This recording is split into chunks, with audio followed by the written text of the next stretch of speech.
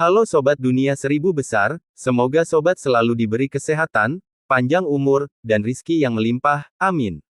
Sebelum masuk ke alur ceritanya, jangan lupa dukung channel ini ya dengan klik subscribe, like, komen, dan share, terima kasih. Mari kita lanjutkan perjalanan, Likie. Saya ditakdirkan untuk nenek menjadi nenek moyang dan tidak ada yang akan menghalangi saya. Akademi tidak terkecuali. Dewa Perang tidak berubah pikiran sama sekali dan berkata dengan dingin. Gemuruh. Pilar cahaya seputih salju tiba-tiba turun dari atas. Gelombang cahaya terpancar dari pilar-pilar tersebut, mirip dengan terbukanya berbagai dunia. Gemuruh. Pasukan diturunkan dari pilar individu. Ledakan. Pasukan lengkap telah dikumpulkan dan cahaya suci mereka mencapai seluruh medan perang. Semua prajurit mengenakan baju besi seterang salju, diselimuti cahaya suci seperti legiun dari surga. Kehadiran mereka yang agung memenuhi wilayah tersebut, siap menghakimi kejahatan dan kegelapan. Langit putih tampak seperti cahaya kerajaan dengan sambaran petir yang menyambar. Dari mana datangnya legiun ini? Penonton terpesona oleh tontonan ini. Kebanyakan dari mereka belum pernah melihat pasukan ini sebelumnya. Legiun cahaya dari Akademi. Kata seorang leluhur. Seorang tetua berambut abu-abu melihat lalu menarik napas dalam-dalam, saya hanya tidak tahu apa yang terjadi. Legiun ini sudah lama tidak muncul sampai sekarang. Kenapa mereka di sini? Akademi punya banyak sekali. Bukankah mereka hanya punya murid? Para anggota muda merasa hal ini sulit dipercaya. Idiot, peringatan sistem itu hanya sebuah sekolah. Ini adalah sistem besar yang memiliki tanah suci yang sangat didambakan dengan banyak tambang, taman bersejarah, dan sumber daya. Itu selalu menjadi sasaran. Orang-orang pasti sudah lama bertengkar jika mereka tidak cukup kuat. Seorang leluhur menggelengkan kepalanya. Anak-anak muda setuju dengan komentar ini. Hanya gunung suci itu saja yang memiliki banyak binatang dan buah-buahan. Semua orang menginginkan sumber daya di sana. Oleh karena itu, ia harus cukup kuat untuk mempertahankan diri dari penjajah yang rakus. Legiun ini memiliki sejarah yang panjang. Hanya saja hal ini tidak sering muncul karena Akademi selalu netral dalam konflik antar sistem. Seorang leluhur menjelaskan. Ledakan. Bibrida Elang Singa muncul dengan Direktur Suci Akademi berada di atas. Saya mendengar seseorang ingin menghancurkan Akademi kita. Saatnya kita menginjak-injak orang-orang kafir hari ini. Direktur meraung sebelum mengeluarkan trompet tua dari bahan yang tidak diketahui. Dao saudara, ini adalah kesalahpahaman, hanya kesalahpahaman besar. Solar Mad God yang sedang bertarung melawan God Eye Sovereign melihat klakson tersebut dan segera meninggalkan medan perangnya. Jangan biarkan dia menyebarkannya. Nenek moyang dari Istana Dewa menjadi terkejut dan meneriaki Dewa Perang. Sayangnya, sudah terlambat. Oh, klakson itu tersebar di seluruh meteor, mencapai setiap sudut silsilah abadi. Ledakan. Lebih banyak pilar cahaya turun dari atas dan mulai memancarkan lingkaran cahaya. Legiun lain diangkut ke sini, yang penuh dengan binatang buas dan penunggangnya. Aura binatang langsung menekuk area tersebut. Myriad Beast Monarch dan pasukanku menjawab panggilanmu. Seorang pria yang menunggangi seekor kerangka monster muncul dengan pasukan besar di belakangnya. Gemuruh. Banyak kapal keluar dari pilar lain. Di atas yang memimpin adalah seorang lelaki tua mengenakan jubah ungu, Legiun Surgawi ada di sini untuk menawarkan layanan kami. Berikutnya datanglah sekelompok raksasa dari pilar yang berbeda, masing-masing seukuran gunung. Raja mereka berseru, saya, Raja Outland, tidak akan membiarkan siapapun melawan. Akademi berdengung. Dewa pedang di berbagai alam dengan 100.000 pendekar pedang di belakangnya. Dia menyatakan, aku, Dewa Pedang Satu Dao, akan melindungi Akademi. Hanya dalam waktu singkat, banyak legiun muncul di langit. Masing-masing sangat kuat, beberapa berada di level yang sama dengan legiun utama suatu sistem. Dari mana asal semuanya? Para penonton tercengang. Penguatan Akademi, ini adalah alasan lain mengapa Akademi begitu kuat. Seorang leluhur menarik napas dalam-dalam. Ini telah menghasilkan begitu banyak siswa berprestasi selama bertahun-tahun. Ini adalah keuntungan yang unik. Kata yang abadi dengan pelan. Tapi kenapa mereka begitu siap membantu Akademi? Seorang junior tidak begitu mengerti. Karena mereka berhutang banyak pada Akademi.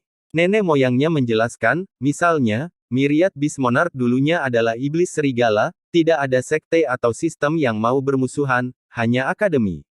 Dia akhirnya menjadi siswa paling unggul di generasi itu dan mengembangkan hukum prestasi yang tiada taranya. Sedangkan untuk raja luar negeri, dulu seorang yatim piatu terlantar diambil alih oleh akademi, sekarang, menjadi raja raksasa yang tak terkalahkan. Adapun Dewa Pedang Satu Dao, dia berasal dari keluarga penebang pohon tetapi memiliki kesempatan untuk masuk akademi dan akhirnya menjadi Dewa Pedang. Ini hanyalah beberapa siswa prestasi yang dihasilkan oleh sistem ini di berbagai era. Terlalu banyak untuk dihitung. Nenek-nenek moyang berhenti sejenak sebelum melanjutkan, sebagian besar siswa ini hanya bersyukur dan akan melakukan yang terbaik saat dibutuhkan oleh akademi. Selama jutaan tahun, akademi telah menerima banyak siswa. Semuanya menikmati sumber daya di sana. Yang terpenting, para siswa tidak berjanji untuk bersumpah setia dan mengabdi kepada akademi. Perlakuan seperti ini mungkin tidak berarti apa-apa di mata orang-orang jenius karena mereka akan menikmati perlakuan istimewa kemanapun mereka pergi.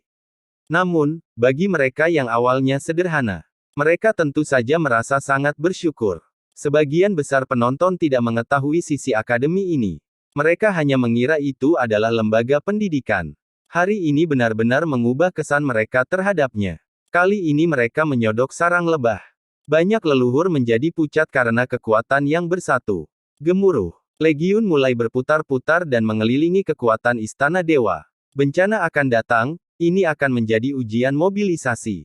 Direktur Suci secara pribadi memimpin berbagai legiun, siap mengapit musuh dari semua sisi. Itu hanya kesalahpahaman, rekan Daois, pengadilan ilahi Metalkin kami tidak bermaksud menghormati Akademi Cahaya, tidak ada sama sekali. Nenek-nenek istana sangat ketakutan.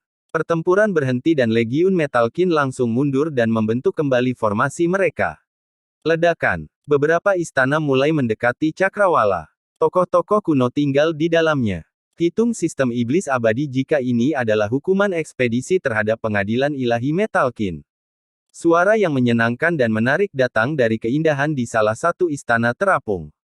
Raja panjang umur. Mereka yang mengenalinya menjadi terkejut. Apa yang dilakukan iblis abadi di sini? Orang-orang tua dari Longevity Hall ini juga akan keluar. Karakter tingkat leluhur tidak mengerti. Mereka dipandang karena kekuatan dari Longevity Hall ini juga sangat tertutup terhadap banyak leluhur yang telah hidup lama. Mengapa mereka semua keluar sekarang? Kedatangan sistem iblis abadi mengejutkan semua orang.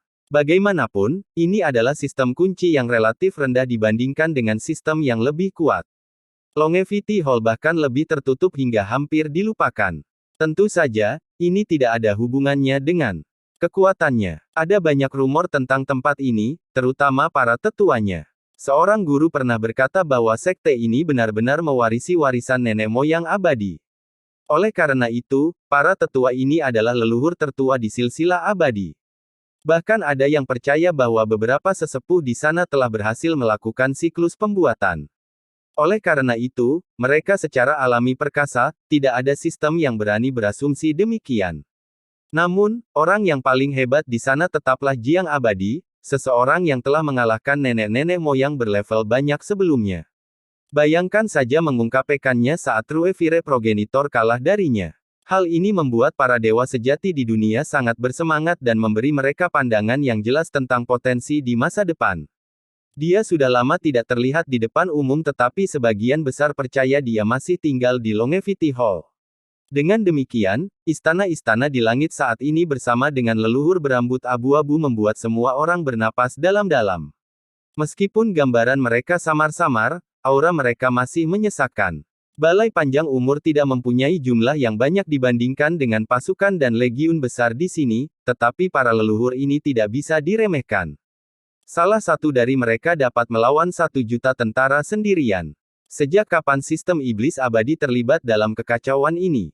Pertanyaan ini muncul. Raja Panjang Umur melayang di udara, tampak cantik dan anggun, benar-benar wanita yang memesona. Apakah mereka tidak takut akan balas dendam dari Metalkin Divine Court? Bisik lainnya. Hal ini mengejutkan karena tidak diketahui adanya perseteruan antara kedua sistem. Dapat dipahami jika pasukan yang dikumpulkan dari akademi berada di sini karena komentar tidak sopan dari Dewa Perang. Ini tidak terjadi pada sistem iblis abadi. Dewa Perang itu meringis jelek. Sebagai kaisar 12 istana, reputasinya mendahului dirinya dan lebih dari cukup untuk mengintimidasi orang lain. Dan, istana sucinya adalah salah satu sistem terkuat saat ini, begitu juga dengan rasnya. Kini, mereka tiba-tiba berubah menjadi sasaran tembak, hampir seperti tikus yang dikejar di jalanan. Hal ini membuatnya tercekik oleh kebencian. Yang terburuk, sistem iblis abadi ini biasanya tidak ada apa-apa di matanya. Sekarang, orang-orang lemah ini juga menginginkan bagian dari dirinya. Raja panjang umur, aku akan membalas dendam ini 2 kali lipat di masa depan dan membuat sistemmu menjadi abu. Niat membunuh sang dewa perang membuat orang lain bergidik.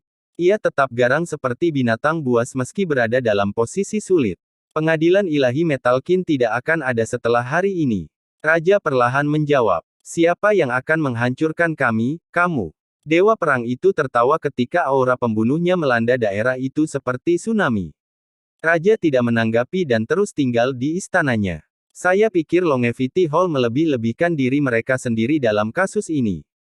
Kata salah satu penonton. Haha, kalau begitu kamu tidak tahu apa-apa tentang Longevity Hall. Itu tergantung apakah Jiang Ba ada di sini atau tidak. Jika ya, maka ini sudah berakhir. Seorang leluhur tertawa, hanya dia saja sudah cukup untuk menghancurkan dunia dan menghancurkan semua legiun dari istana. 10 dewa gila matahari tidak cukup untuk menghangatkannya.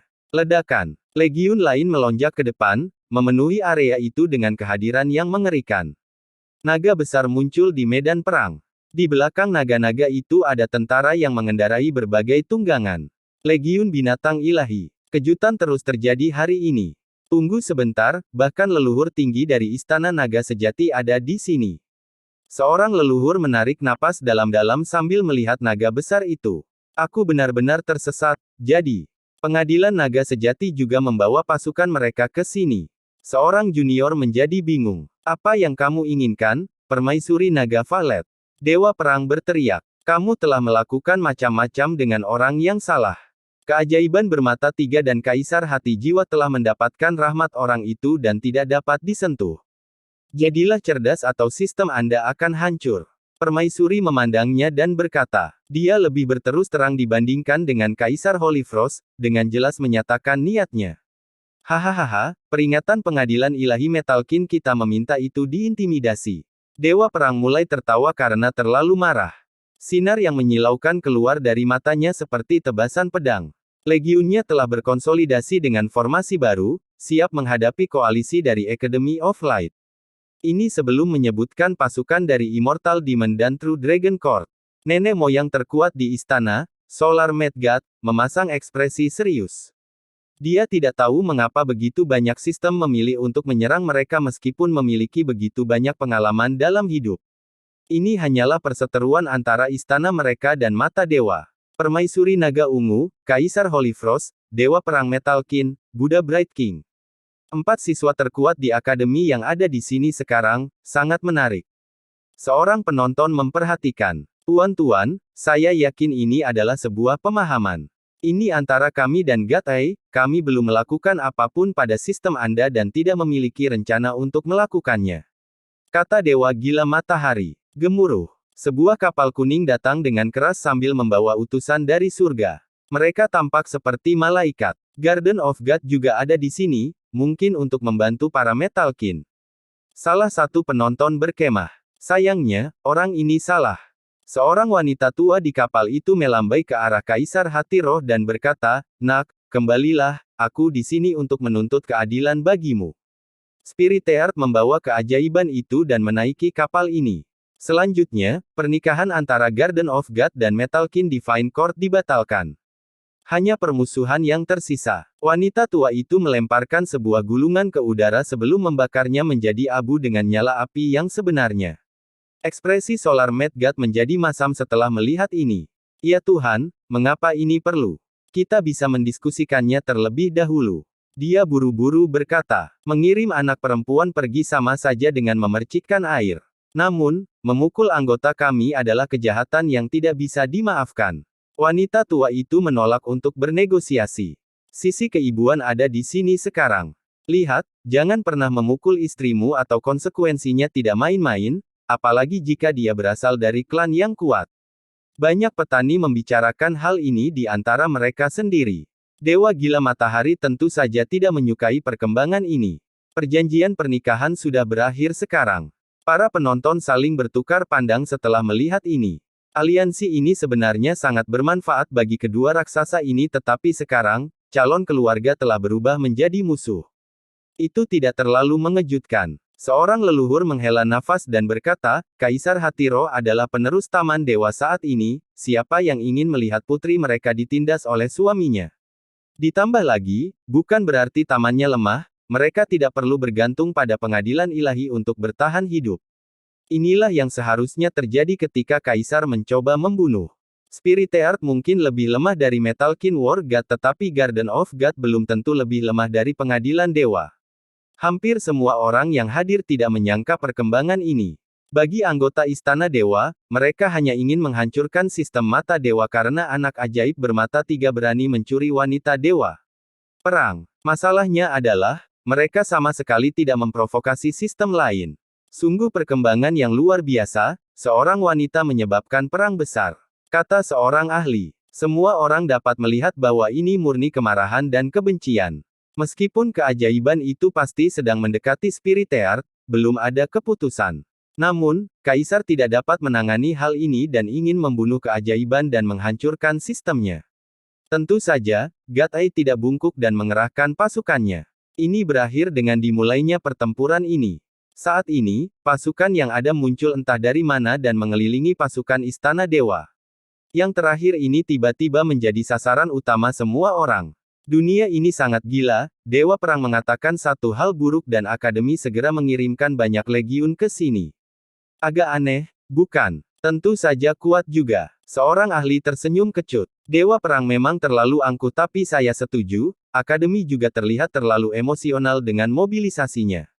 Faktanya, sebagian besar menganggap perkembangan ini terjadi terlalu cepat. Perang sebesar ini sudah lama tidak terjadi.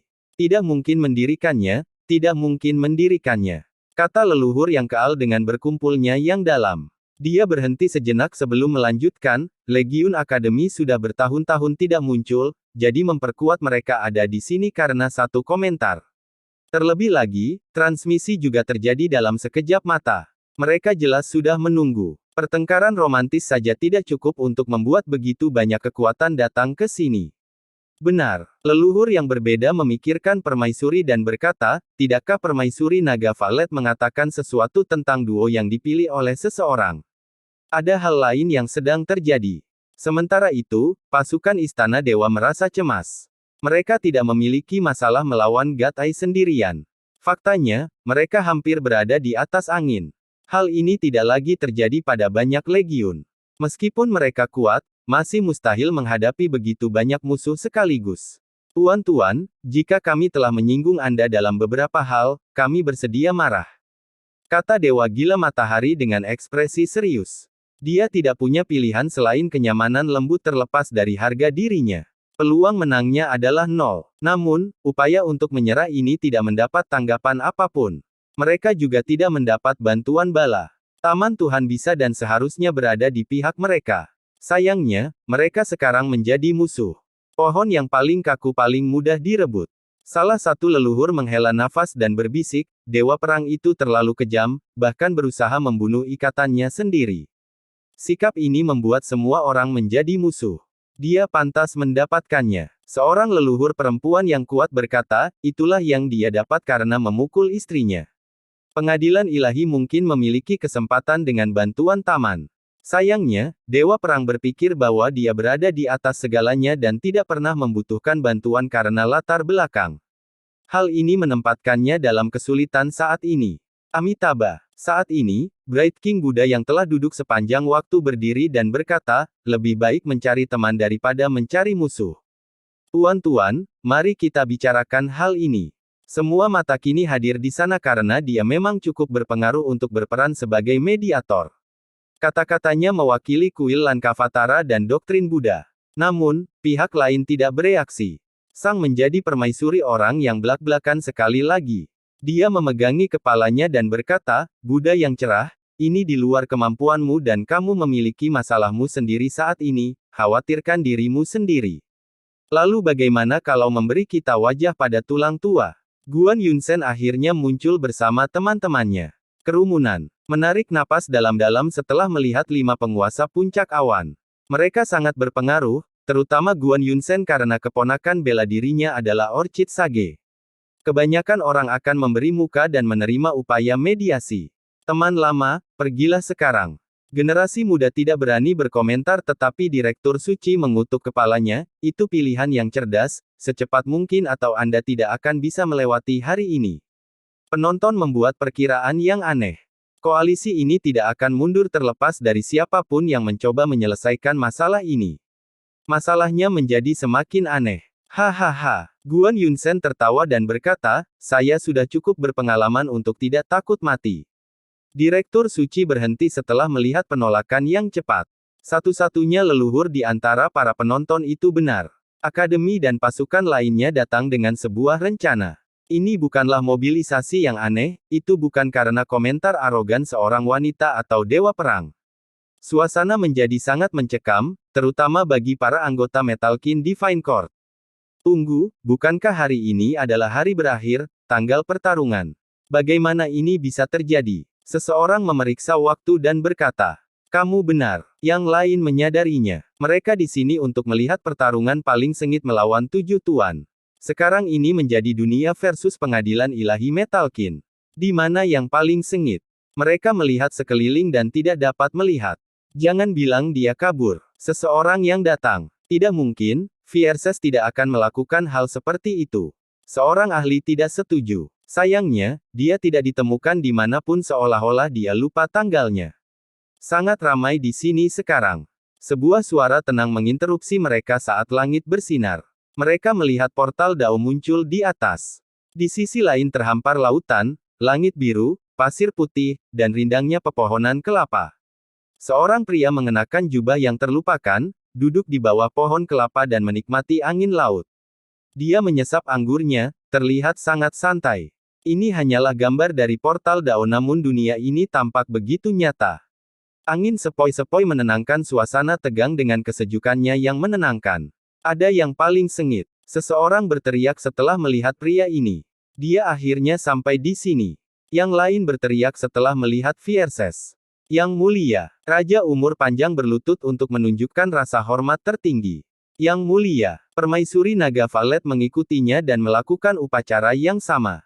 Kaisar Holy Frost mewakili akademi dan melakukan hal yang sama. Yang mulia, pasukan akademi, para tetua aula panjang umur yang tertutup, anggota pengadilan naga sejati, dan kekuatan lainnya. Semua menunjukkan rasa hormat mereka terhadapnya. Berlututnya para legiun membuat orang berpikir seolah-olah seorang raja baru saja tiba. Penonton netral impian, sistem dan master ini semuanya adalah entitas terbaik. Kaisar Holy Frost memiliki 12 istana, Permaisuri Naga Valet sungguh tak terduga. Para jenius top ini masih memilih untuk berlutut dan menunjukkan rasa hormat mereka. Apakah ini perlu? Seorang ahli di dekatnya, nenek-nenek yang hadir bergidik melihat pemandangan ini. Salah satu dari mereka dengan tenang berkata, siapa sih yang paling ganas ini? Bagaimana dia membuat orang-orang ini berlutut? Mereka memiliki wawasan yang lebih baik mengenai masalah ini dibandingkan dengan para pakar yang lebih muda. Mereka tahu bahwa sistem ini tidak dapat dikendalikan oleh penguasaan biasa. Tapi sekarang, bahkan para tetua Longevity Hall tidak bisa memilih untuk menyerah. Mereka tidak dapat membayangkan atau memahami situasi yang ada. Faktanya, tidak ada seorang pun di dunia ini yang dapat menikmati perlakuan ini, bahkan kedua nenek moyang saat ini pun tidak. Bagaimanapun juga, Akademi Cahaya dan sistem lainnya berada di atas jangkauan kedua nenek moyang tersebut. Namun kini, mereka telah menunjukkan kesetiaannya terhadap Fierces. Bahkan Luminous Master dan Orchid Sage tidak dapat memiliki hak istimewa dan otoritas ini. Gumam leluhur yang kekal. Tuan, mengapa semua orang tunduk pada bangsawan muda? Banteng itu melayang di lanskap entah kapan. Muridnya, Liu Yanbai, bertanya. Mata terbuka lebar saat menyaksikan pemandangan yang luar biasa ini. Ini adalah momen teladan dalam hidup seseorang. Seharusnya begitu, dialah satu-satunya yang bisa menghentikan musibah ini. Sujud tidak ada artinya jika bisa menyelamatkan semua makhluk hidup. kata banteng itu. Li Qiye terus bersantai di kursinya sambil menikmati angin sepoi-sepoi dan menyaksikan ombak biru, sama sekali mengabaikan pasukan yang bersujud. Li Qiye, Dewa Perang berteriak dengan tajam, menyadari bahwa kebohongan ini terjadi karena Li Qiye. 10 hari telah berlalu, saatnya kita bertarung.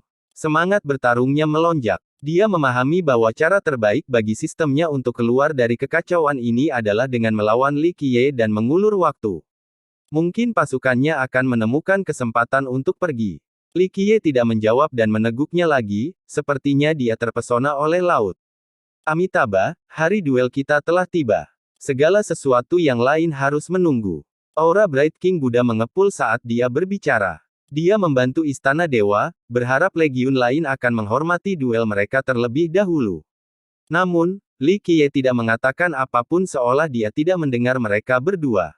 Dia terlalu arogan, berbicara seolah-olah tidak ada perjanjian duel atau semacamnya. Seorang ahli tidak senang melihat Li Qiye bersantai. Aku yakin kamu akan menjadi 100 kali lebih sombong ketika pasukan itu, Kaisar Holy Frost, dan Permaisuri Naga Violet tergeletak di hadapanmu.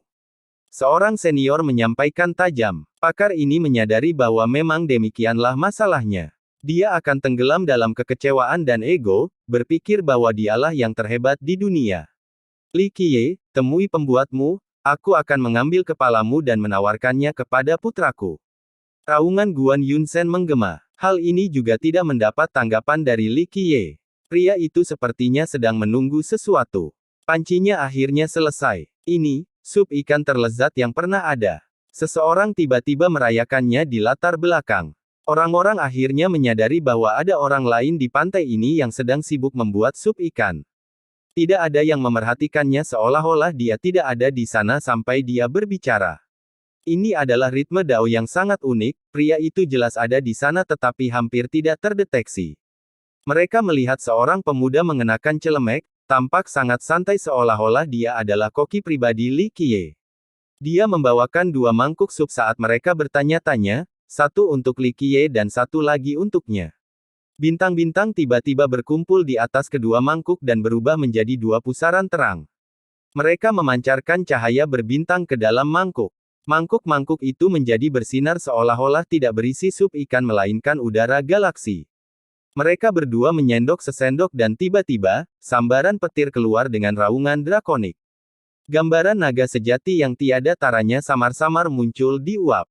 Bau itu akhirnya menyebar melalui portal Dao. Hanya dengan satu hirupan saja sudah membuat mereka bersinar dengan energi keberuntungan. Energi ini kemudian berkumpul di bawah kaki mereka dan tampak seperti bunga Dao yang sedang mekar. Mereka merasa seolah-olah sedang naik, tubuh mereka menjadi seringan bulu. Dao itu mulai mengangkatnya. Keheranan tentu saja menimpa mereka. Hanya satu, aroma sup ikan saja yang memberi mereka ilusi ini. Apakah menghabiskan seluruh mangkuk akan mengubahnya menjadi abadi? Sup macam apa ini? Bahkan para Everlast teratas belum pernah mencoba makanan tingkat ini sebelumnya. Jadi, bagaimana rasanya? Li Qiye dan para pemuda telah selesai memakan mangkuk mereka. Yang terakhir sangat senang dengan pekerjaannya dan menunggu evaluasi.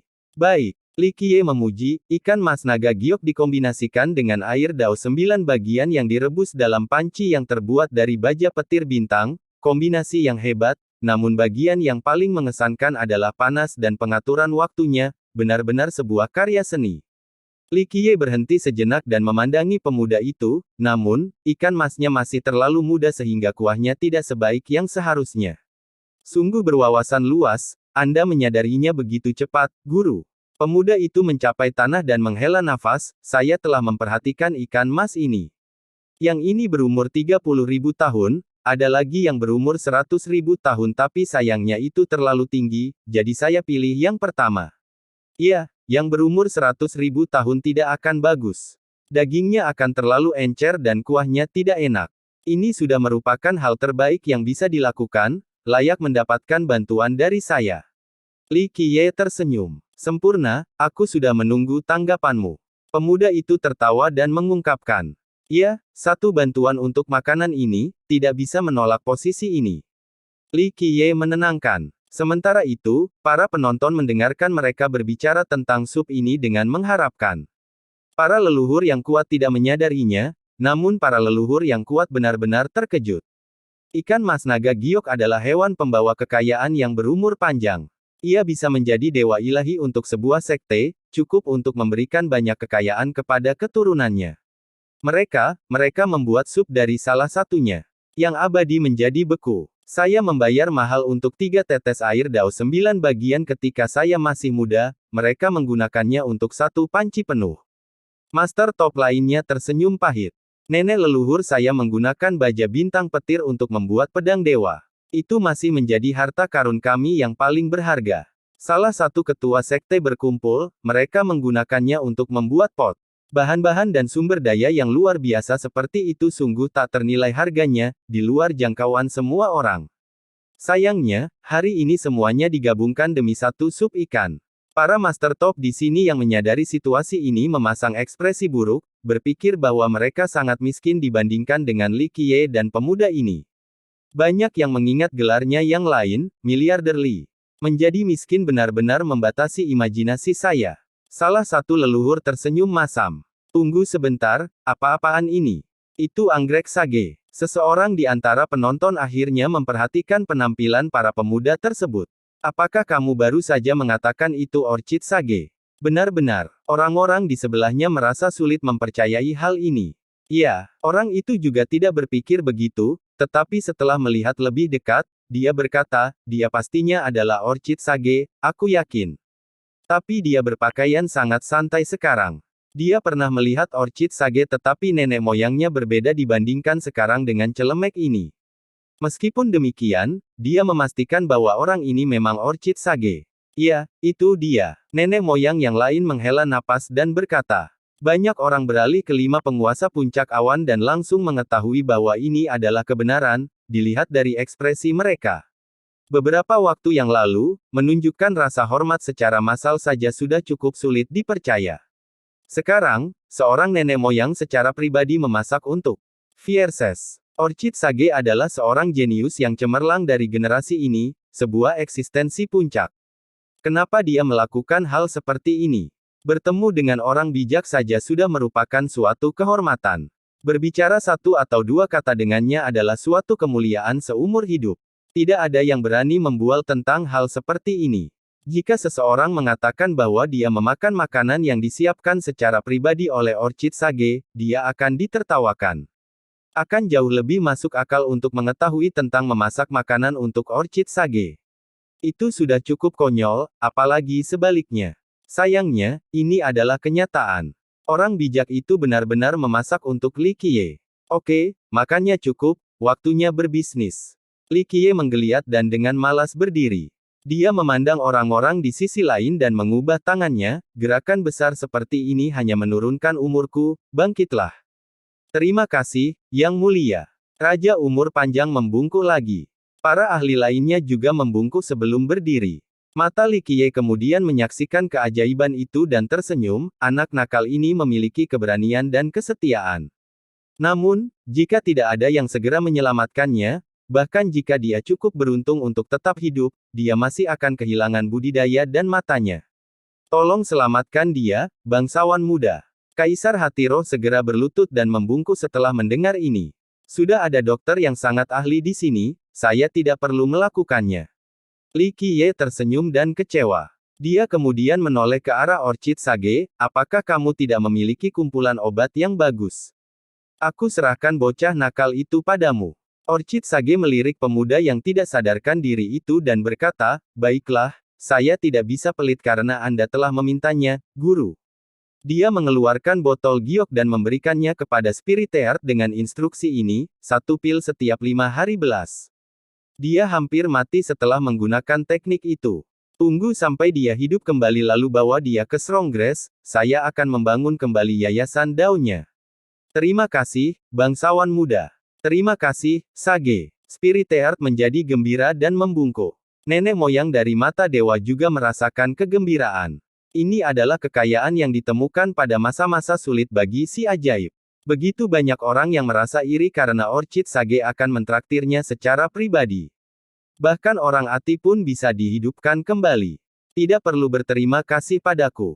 Orang bijak itu tersenyum, kalian berdua memang pasangan yang cocok, mampu tetap bersama di saat-saat hidup dan mati.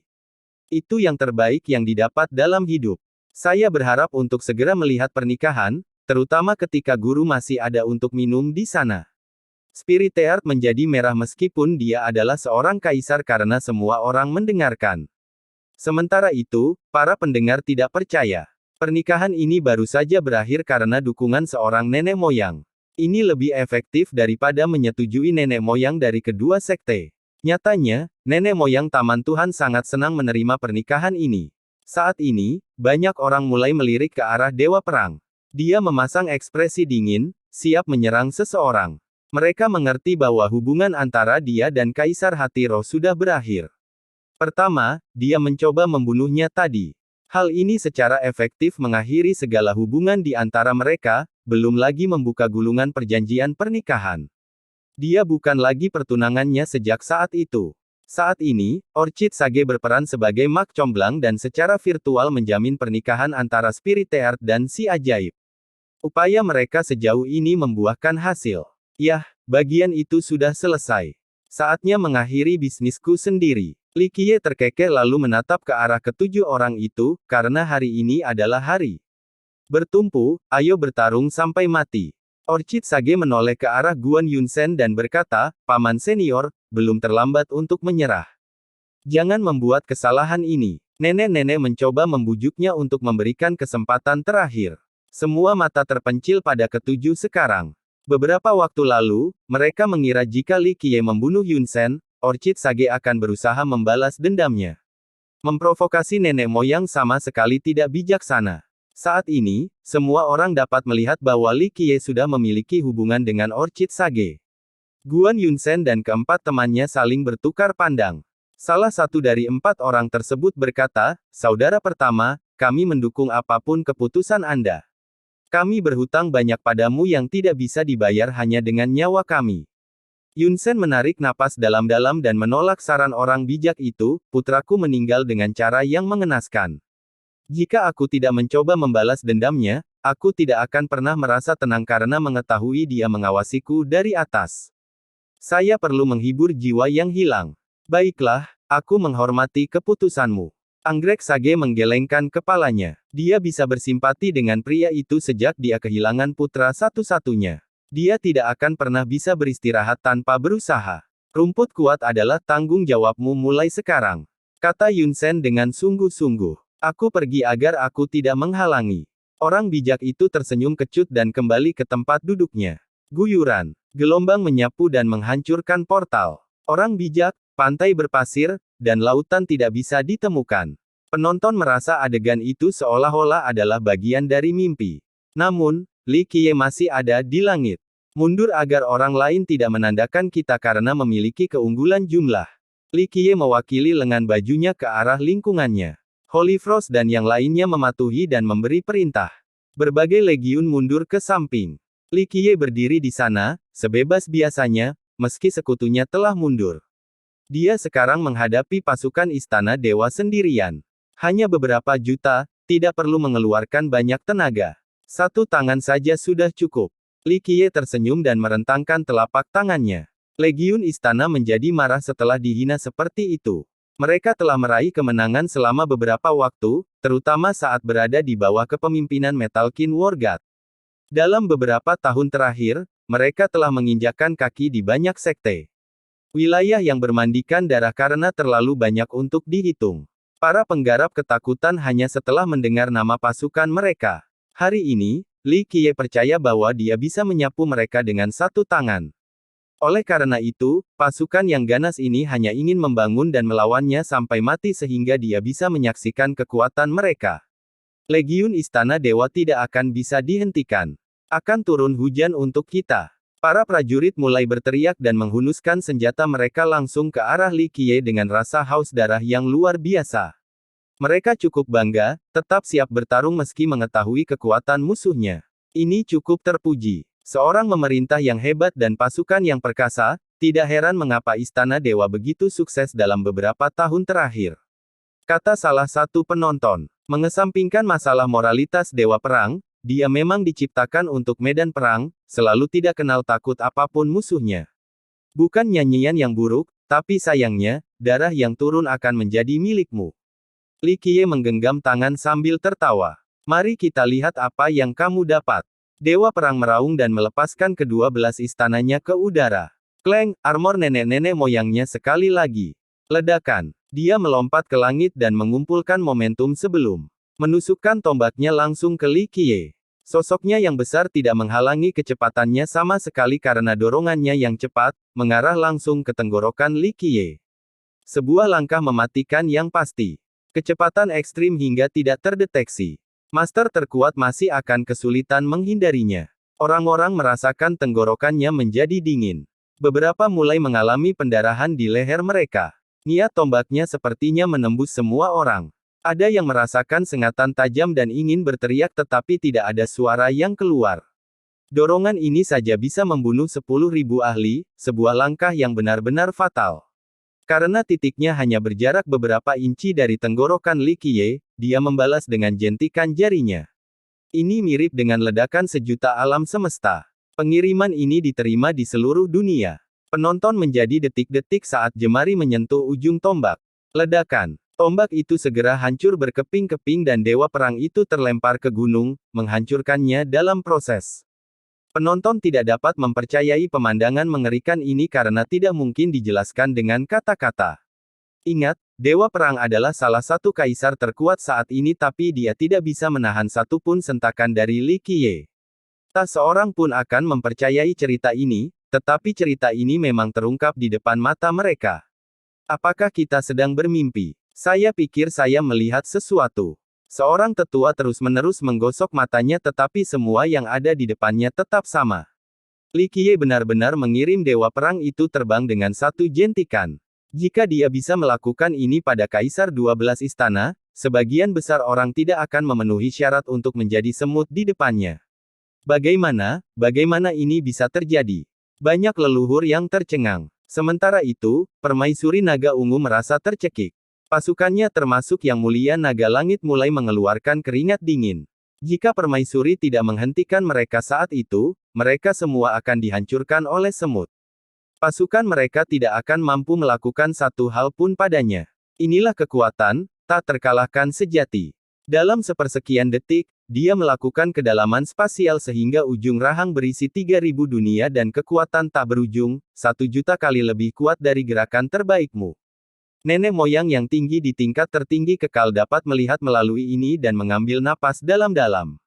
Ledakan. Puing-puing berserakan saat dewa perang lapis baja itu terbang ke langit lagi, tampak sangat compang-camping.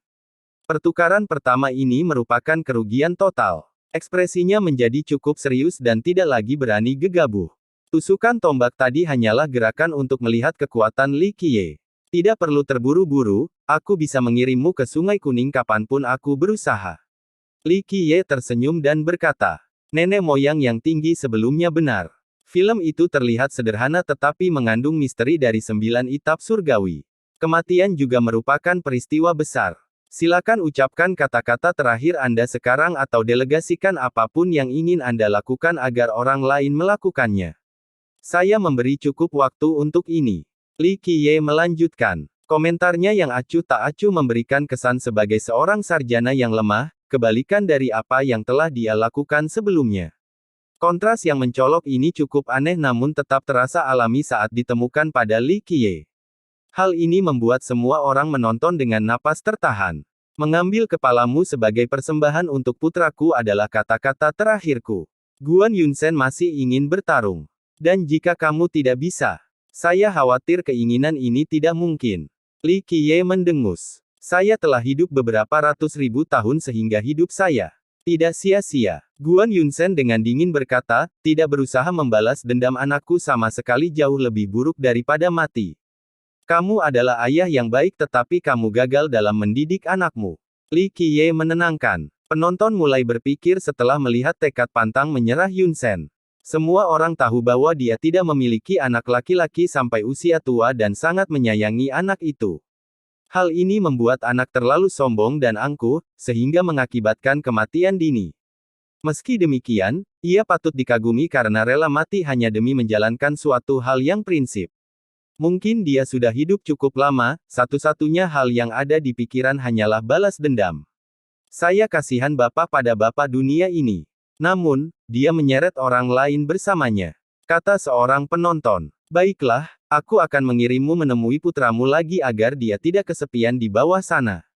Li Qiye tersenyum. Guan Yunsen merengut. Namun, inilah yang dia inginkan agar dia bisa mati tanpa penyesalan. Dan kamu, Li Qiye mengalihkan pandangannya ke arah Bright King Buddha dan Metal King War God. Beberapa waktu lalu, banyak yang percaya bahwa ketujuh orang tersebut memiliki peluang bagus untuk menang. Bagaimanapun, letak ini bukanlah sebuah keajaiban.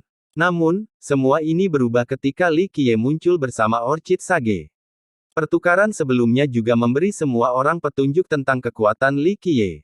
Hanya ada satu kata di benak mereka saat ini mengenai Li Qiye, tak terpecahkan. Dia adalah sebuah misteri, benar-benar tak terduga. Amitabha, saya selalu menjadi orang yang menyeberangi orang, tidak pernah sebaliknya. Buddha Bright King menyatukan kedua telapak tangan dan berkata dengan nyaring. Itu akan berubah hari ini. Saya akan melintasikan Anda ke alam barat sehingga Anda bisa menjadi Buddha suci di kerajaan Buddha. Li Qiye tersenyum. Maka itu akan menjadi kehendak karma, Amitabha, agar kamu mengirimku ke sini. Saya hanya akan menuruti aliran karma. Buddha Bright King memiliki ekspresi tenang. Kamu memang terdengar seperti seorang biksu yang tercerahkan. Li Qiye berkata sebagai tanggapan, sepertinya saya telah meremehkan Anda sebelumnya. Posisi Anda sebagai kepala biara Lankavatara dan pemimpin agama Buddha bukan hanya untuk pertunjukan. Amitabha, aku tidak pantas menerima pujian seperti itu. Cahaya Buddha mencontohkan biksu tersebut saat ia memasuki kondisi Zen, menjadi sangat cemerlang dan tercerahkan. Banyak leluhur yang terkesan dengan keadaannya saat ini, menunjukkan bahwa pencapaiannya berkat keahlian dan kekuatan. Dan kata-kata terakhirmu, Li Qiye memandangnya dan bertanya. Saya mencari kedamaian keenam di dalam dan tidak memiliki rasa khawatir. Atau, jika kita harus memilih salah satu, itu adalah sekte saya. Apa yang terjadi saat ini adalah gangguan pribadi antara Anda dan saya, dermawan, jangan libatkan orang lain. Baiklah, saya akan memenuhi keinginan terakhir Anda dan hanya akan membunuh Anda, bukan doktrin Buddhis Anda. Anda bisa pergi tanpa khawatir. Li Qiye tersenyum. Amitabha, Buddha yang penyayang. Biksu itu menyatukan kedua telapak tangan, tampak seterang cermin dalam kondisi Zen ini. Sayang sekali, seorang leluhur yang kuat dapat melihat bahwa biksu baru tersebut saja mencapai tingkat pencerahan baru untuk Dao Buddhisnya. Sayangnya, tidak ada yang bisa lolos dari kematian hari ini. Jika seseorang di pagi hari menemukan Dao yang tepat, dia mungkin mati di malam hari tanpa penyesalan. Beberapa leluhur mengingat ungkapan ini dan menjadi sentimental. Giliranmu. Li Qiye tersenyum pada Dewa Perang. Tidak ada yang mengharapkan perkembangan ini. Ketujuh orang itu adalah master luar biasa yang telah menjelajahi dunia sebelumnya. Saat ini, Li Qiye berbicara kepada mereka. Seolah-olah mereka sudah mati bahkan sebelum pertarungan dimulai. Hal ini membuat mereka bersimpati dengan para pejuang malang ini. Tidak perlu bicara kosong ini sebelum pertarungan. Dewa Perang masih memenuhi semangat pertarungan, sangat berbeda dari Buddha Bright King dan Guan Yunsen. Dia masih memiliki pola pikir yang terpusat pada kemenangan, atau setidaknya pertarungan sampai mati. Kekuatan Li Qiye tidak menggoyahkan kepercayaan dirinya sedikit pun. Sangat jelas terlihat bahwa Dewa Perang tidak memiliki peluang untuk menang dalam pertarungan 1 lawan 1 melawan Vierses. Namun, dia tetap tidak menunjukkan rasa takut terhadap musuh yang lebih besar ini. Mentalitas bertarungnya sempurna. Tentu saja ada yang menganggap hal ini sebagai kebutaan. Namun demikian, sedikit yang memiliki tingkat keberanian seperti ini. Agak istimewa. Li Qiye berkata, kamu layak menyandang gelar Dewa Perang meski dibutakan oleh kesombongan dan kesombongan karena pola pikirmu yang teguh. Sayangnya, hanya kematian yang menanti Anda. Pengadilan meraih kesuksesan karenamu tetapi juga akan hilang setelah hari ini karenamu. Anda telah mengubur sistem Anda. Kami bertengkar untuk bertarung bersamamu, tuanku, sampai tanah dipenuhi darah kami. Para anggota pasukannya berteriak, masih siap menyerahkan nyawanya. Beberapa leluhur dari Istana Dewa tidak ingin melihat perkembangan ini tetapi mereka tidak dapat menghentikannya. Dewa Perang memiliki otoritas dan prestise yang tidak perlu ditanyakan lagi. Legiun mereka siap bertempur sampai orang terakhir. Nenek moyang tidak bisa menyuruh siapapun pergi untuk meninggalkan beberapa benih ke pengadilan ilahi Metalkin. Banyak orang besar menjadi iri. Mereka benar-benar ingin memiliki kendali penuh atas kekuatan terkuat di sistem mereka. Sayangnya, sistem reguler memiliki terlalu banyak masalah dan persaingan, tidak ada seorang pun yang benar-benar memiliki kendali penuh. Kalau begitu, mari kita mulai. Li Qiye berbalik dan berkata, pergilah bersama-sama, gunakan semua yang kalian miliki, teknik yang paling mematikan dan terkuat sebelum terlambat. Kamu tidak akan punya kesempatan untuk menolak begitu aku bergerak.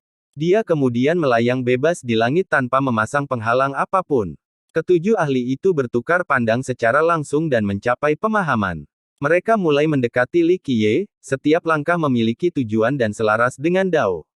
Ada kesan bijaksana dalam diri mereka. Penonton menjadi heboh saat menyaksikan ini. Ini akan menjadi pertempuran bersejarah, sebuah pesta visual yang patut disaksikan, tidak ada yang mau melewatkan satu detik pun. Selain itu, para leluhur yang jenius dan kuat pasti akan mendapat manfaat dari menonton ini, dapat belajar lebih banyak tentang Dao. Permaisuri Naga Valet dan Kaisar Holyfrost menahan napas, terutama Kaisar Holyfrost. Holyfrost tahu bahwa Li Qiye pasti akan menang. Satu-satunya pertanyaan adalah berapa banyak gerakan yang diperlukan untuk membunuh ketujuh orang ini. Antisipasi semakin menumpuk di dalam dirinya. Tentu saja, dia tidak membunuh ketujuh orang itu, hanya menunggu untuk melihat teknik tertinggi dari Li Qiye. Dia ingin mempelajari beberapa hal setelah melihatnya beraksi. Misalnya, dia belajar banyak hal dari Heaven Suppression Fist yang mengejutkan sebelumnya. Oleh karena itu, matanya terbuka lebar, menunggu sesuatu yang levelnya mirip dengan pukulan itu. Sementara itu, ketujuh orang itu mengambil posisi segitiga di sekitar Li Qiye. Bright King Buddha dan Metalkin War God mengambil satu sudut sementara lima lainnya mengambil dua sudut. Kelimanya telah berteman selama ribuan tahun sehingga kerja sama tim mereka di medan perang sangat sempurna. Kekuatan individu mereka beberapa kali menjadi lebih kuat saat bertarung. Bersama, ledakan. 12 istana Dewa Perang melesat ke langit dengan cemerlang lalu berubah menjadi daya tarik tertinggi dan unik. Itu menghapus dan menggantikan langit yang ada. Semua orang merasakan energi duniawi dan kekuatan Dao berkumpul di tubuhnya. Bingkai emasnya yang besar dengan aliran kekuatan ini dapat menciptakan massa yang tak terhitung jumlahnya saat ini. Cahaya yang menyebar darinya bisa melintasi sungai waktu. Aura menutupinya menyapu dunia dan mencekik para penonton, memaksa mereka berlutut. Amitabha, yang sangat kontras dengan Dewa Perang adalah Bright King Buddha. Nyanyiannya mulai menembus struktur spatio-temporal. Amitabha, dunia bergema dengan gema nyanyian yang sama, yang dapat didengar baik di masa lalu maupun masa depan di sungai waktu. Tiba-tiba, satu Buddha Bright King berdiri di masa lalu, satu di masa kini, dan satu lagi berdiri di pantai masa depan. Saat nyanyian itu bergema, ketiga bentuk itu mulai menyatu menjadi satu. Cahaya entitas baru ini menjangkau seluruh celah kehidupan dan ciptaan. Tiga Buddha, satu kesatuan. Bahkan seorang leluhur pada tingkat kekal menarik napas dalam-dalam, Buddha yang cerah telah memahami kedalaman yang luar biasa. Tingkat pencapaian ini sebenarnya akan berubah menjadi Buddha sejati. Saat menikmati cahaya Buddha ini, orang-orang menjadi tergerak dan merasakan keagungan dan kasih sayang agama Buddha. Amitabha, banyak bertengkar dengan hati Dao yang lemah turun ke tanah dan menyatukan telapak tangan mereka, air mata mengalir di pipi mereka. Mereka telah masuk agama Buddha begitu saja. Kemampuan konversi yang mengerikan ini membuat takut para penonton. Cahayanya saja sudah cukup untuk melakukan hal itu, hampir seperti sihir. Ledakan. Pada saat yang sama, 5 master dari puncak awan juga memiliki lingkaran cahaya yang memandu dari belakang kepala mereka. Lingkaran terang ini memiliki puncak dewa yang melayang di dalamnya, tampak cukup misterius.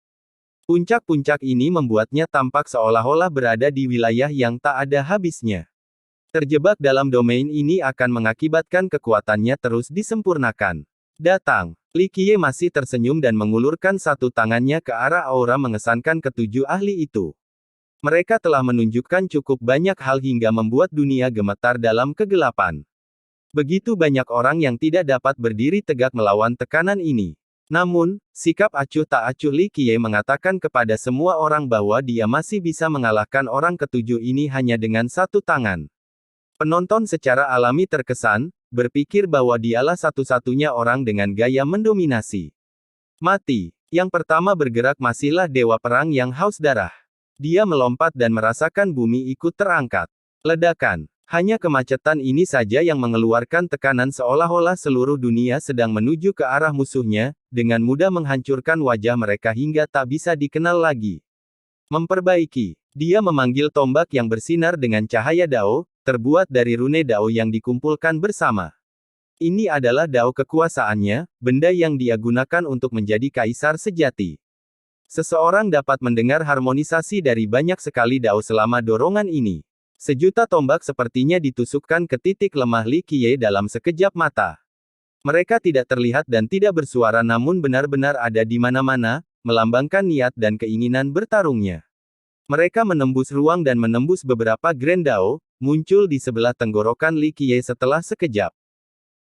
Beberapa penonton terjatuh ke tanah sambil muntah darah, tidak mampu berbicara dengan tenggorokan berlubang.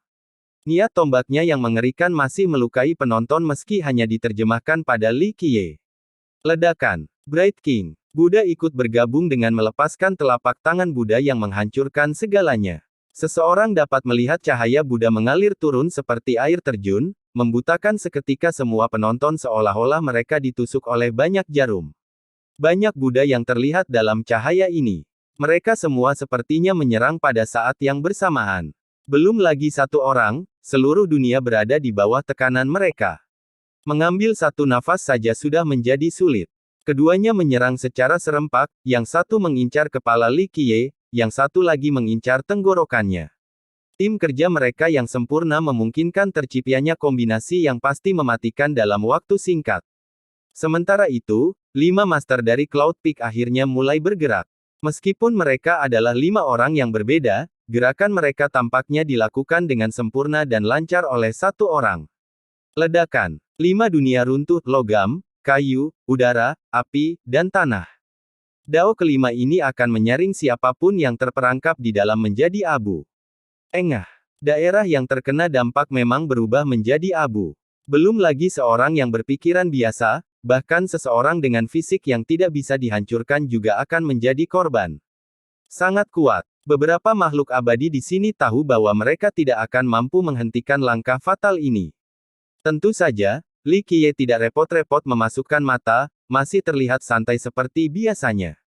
Dia mengambil satu langkah santai ke samping dan dengan mudah menghindari tusukan tombak dari Dewa Perang sebelum menyelimutinya dengan santai. Suara membaik. Dewa Perang tiba-tiba berubah arah dan tanpa sadar mengarahkan tombaknya langsung ke Bright King Buddha.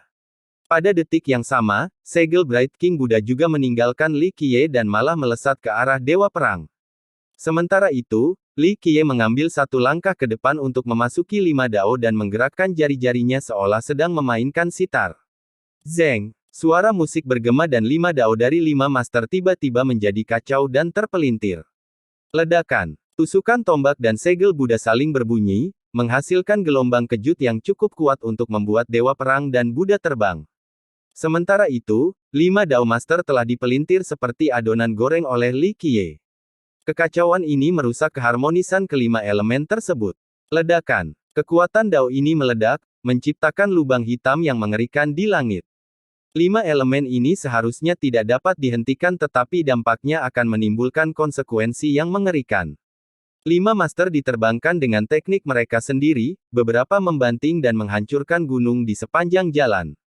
Ketujuh ahli itu dikalahkan dalam sekejap mata karena serangan mereka sendiri, bukan oleh Li Qiye.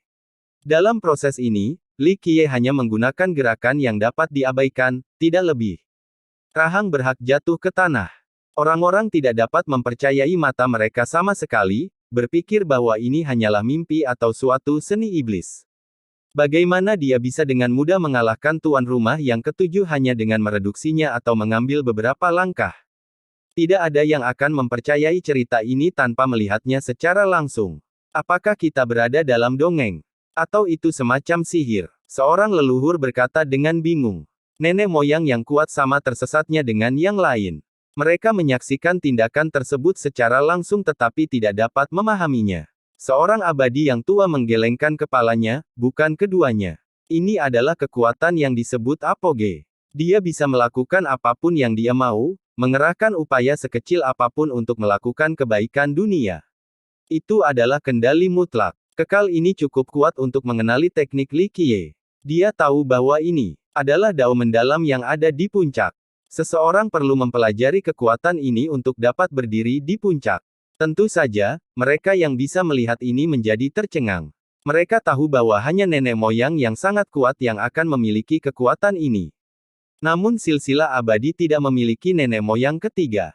Belum ada seorang pun yang pernah mendengar hal ini sebelumnya, namun Li Qiye memiliki kekuatan tersebut. Hal ini membuat orang-orang kekal sangat takut, tidak heran mengapa dia berdiri di level yang sama dengan Orchid Sage sebelumnya. Dia mempunyai kekuatan yang cukup untuk melakukan hal itu. Mereka menyadari bahwa sekarang ada nenek moyang ketiga di silsilah abadi, yang paling ganas. Ledakan. Ketujuh orang itu ditarik kembali dan mengambil posisi awal. Mereka tidak mengalami luka serius, hanya tampak dalam kondisi yang tertidur. Selain itu, mereka menjadi terbaik di generasi ini setelah banyak pertempuran. Ini bukan pertama kalinya mereka kalah dengan cara seperti ini. Sangat kuat. Salah satu dari 5 master dari Cloud Peak memuji. Dia menyadari bahwa ini adalah musuh terkuat yang pernah dia hadapi. Mereka dengan tulus mengagumi kekuatan musuh bebuyutan mereka. Sekarang sudah terlambat untuk mengetahuinya, tidak ada obat untuk penyesalan. Li Qiye tersenyum dan berkata. Kelima tuan itu menarik napas dalam-dalam setelah mendengar ini. Kata-kata biasa sepertinya menjadi hal terberat di dunia yang menekan dada mereka. Perlawanan tampaknya sia-sia dalam situasi ini. Sayangnya, ketujuh orang itu tahu bahwa mereka tidak punya pilihan lain. Satu-satunya hal yang bisa terjadi saat ini adalah mereka desa atau Li Qiye. Aku akan tetap menggigitmu meskipun kamu lebih kuat.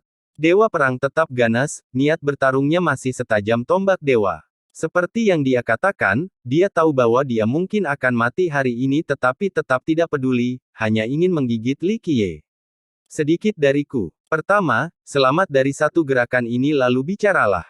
Li Qiye menenangkan sebelum tercipta dengan kedua tangannya. Naga mengangkat kepalanya. Teknik yang sangat sederhana yang diketahui semua orang. Kebanyakan pemula di banyak sistem akan memulai dengan mempelajari langkah-langkah ini.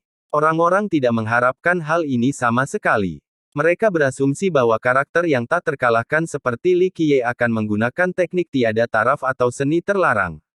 Siapa sangka dia akan menggunakan bentuk dasar seperti itu. Kaisar Holy Frost merasakan hal yang sama. Dia telah menyaksikan pukulannya yang tidak ada duanya sebelumnya. Itu meninggalkan kesan yang tak terhapuskan dengan propertinya yang pasti mematikan. Dia ingin melihat teknik lain pada level yang sama, bukan gerakan dasar ini. Faktanya, bahkan seorang junior pun akan bermusuhan dengan musuh mereka karena mencoba gerakan ini dalam pertarungan sebenarnya, apalagi 7 masternya. Namun, ketujuh orang ini segera memasang garis pertahanan terberat mereka setelah melihat pergerakan Li Qiye. Amitabha, Kasaya Buddha Bright King memancarkan cahaya tanpa batas bersama dengan himne. Sebuah kerajaan muncul dengan 30 juta biksu yang melantunkan mantra. Para Buddha membentuk segel dan melantunkan kitab suci di tanah suci ini. Dia sepertinya menghilang, digantikan oleh kerajaan suci ini, hampir mustahil untuk ditembus. Memperbaiki. Baju besi nenek moyang dewa perang juga memancarkan aura seperti banjir. Seluruh wujudnya terkonsolidasi dan akar-akarnya sepertinya menggambarkannya dengan tanah. Dinding ilahi mulai didirikan di depannya, berfungsi sebagai penghalang terkuat. Sementara itu, 5 master menjadi halus, tidak ada lagi di domain ini. Namun, yang kekal terkuat dapat melihat bahwa mereka membangun berbagai dimensi di atas satu sama lain. Ini adalah teknik pertahanan yang memanfaatkan struktur ruang dan waktu, mengubah kedua kedekatan ini menjadi benteng terkuat. Seseorang harus menerobos rintangan hambatan ini sebelum mencapainya. Pertahanan inkorporeal ini jauh lebih kuat daripada pertahanan fisik. Gemuruh. Li Qiye memulainya dan dunia bergetar sebagai hasilnya. Teknik paling sederhana yang ditampilkannya menjadi mendalam dan tak terhentikan. Setiap menit transformasi berubah menjadi bab dao tertinggi. Orang bisa mendengar naga sejati mengaum. Bagaimana ini masih merupakan langkah dasar? Langit dan bumi menjadi perdagangannya. Bintang-bintang harus mengelilingi binatang ini. Naga itu hanya mengangkat kepalanya, namun semua orang melihat ilusi dunia baru yang dilahirkan dalam kekacauan primordial. Pengangkatan kepala ini memungkinkan segala sesuatu yang ada. Tanpa gerakan ini, tidak ada makhluk hidup yang bisa hidup, tidak akan ada aliran waktu, tidak ada ruang tanpa batas, dan tidak ada kekuatan Dao. Naga mengangkat kepalanya. Langkah ini sendiri dapat mengalahkan semua langkah lainnya dengan cara yang unik. Naga itu bergerak seperti kepalan tangan yang menembus segalanya. Ledakan. Yang pertama turun adalah kerajaan Buddha Bright King yang tak terbatas. Cahaya Bright King tiba-tiba bersinar dengan cahaya terang, mengubah Bright King menjadi avatar yang hebat. Sayangnya, ini masih belum cukup untuk menghentikan pukulan naga tersebut. Ledakan. Momentum pukulannya menembus segalanya, menghancurkan cahaya dan avatar emas. Bright King mengeluarkannya sebelum berubah menjadi kabut darah. Naga itu menoleh dan mengarahkannya ke arah Dewa Perang. Ledakan. Dinding emas yang tebal dan tinggi runtuh seketika setelah benturan langsung. Potongan-potongan tersebar di mana-mana. Aura nenek-nenek turun untuk menghentikan pukulannya. Cahayanya dapat menembus seluruh mata di bawah 9 cakrawala. Ledakan. Sayangnya, lebih banyak kepingan yang berserakan karena pukulannya menembus pelat baja tanpa masalah apapun, memercik ke darah langit biru. Pukulannya menembus dada Dewa Perang seperti seekor naga. Waktu dan ruang langsung runtuh, tampak seperti pecahan kaca kecil. Naga itu bergerak melewati penghalang spatio-temporal, mengincar 5 tuan. Kelimanya meraung dan mengambil tindakan serempak, langsung menyegel langit dan bumi. Mereka memanfaatkan serangan telapak tangan terbaik mereka untuk menghentikan pukulan tersebut. 1 kepalan tangan versus 10 telapak tangan. Retakan. 5 master masih gagal. Tangan mereka hancur dan terlempar ke belakang seperti boneka kain sambil menyemburkan darah. Yang terakhir ini mempunyai keunggulan jumlah, tetapi ini masih belum cukup. Akhirnya, orang-orang melihat tubuh besar Dewa Perang itu terhempas ke tanah. Kelima master itu terus terbang bermil-mil sebelum menembus medan. Dunia menjadi sunyi senyap, tidak ada yang berani bernapas. Pukulan ini bisa dianggap tidak ada duanya. Li Qiye akhirnya menyelesaikan teknik awalnya dan menarik kembali tangannya dengan tanda Dao yang mengelilinginya. Jeritan naga sejati masih membumbung di kedamaian. Orang-orang menyadari bahwa langkah sederhana darinya bukanlah pembuka sebuah seri. Itu menjadi Grand Dao tertinggi yang termasuk dalam afinitas drakonik. Isinya adalah kedalaman tertinggi dan kekuatan ekstrim yang melampaui imajinasi semua orang. Siapa lagi di dunia ini yang bisa mengubah pembukaan dasar ini menjadi Dao yang drakonik? Dengan demikian, kegembiraan dan kekaguman merasuki pemandangan itu. Tangannya tampak seperti naga sejati yang sudah dewasa, cukup kuat untuk menjadi Raja Naga. Penonton mulai memikirkan bagaimana cara menceritakan kisah ini kepada orang lain. Ini tidak mudah karena para pendengar akan berpikir bahwa mereka cukup gila untuk memperindah situasi. Tentu saja, hal ini tidak terjadi karena mereka melihatnya dengan mata kepala sendiri.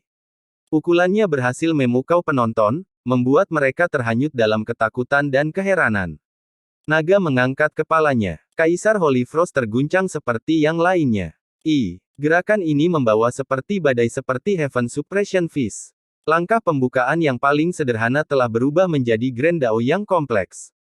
Isinya adalah Dao drakonik mistis yang bahkan Kaisar 12 istana seperti dia tidak dapat memahaminya dalam waktu singkat.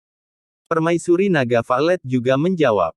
Pengadilan naga sejati bangga dengan keturunan drakonik mereka. Beberapa orang percaya bahwa mereka memiliki keturunan naga sejati dan tidak ada orang lain di dunia ini yang menguasai Dao drakonik lebih baik dari mereka. Hal ini jauh dari yang terjadi saat ini. Dia, pemimpin istana naga sejati, tidak mungkin mendapatkan 1/10 dari apa yang baru saja dilakukan Li Qiye, sama dengan seluruh sistemnya.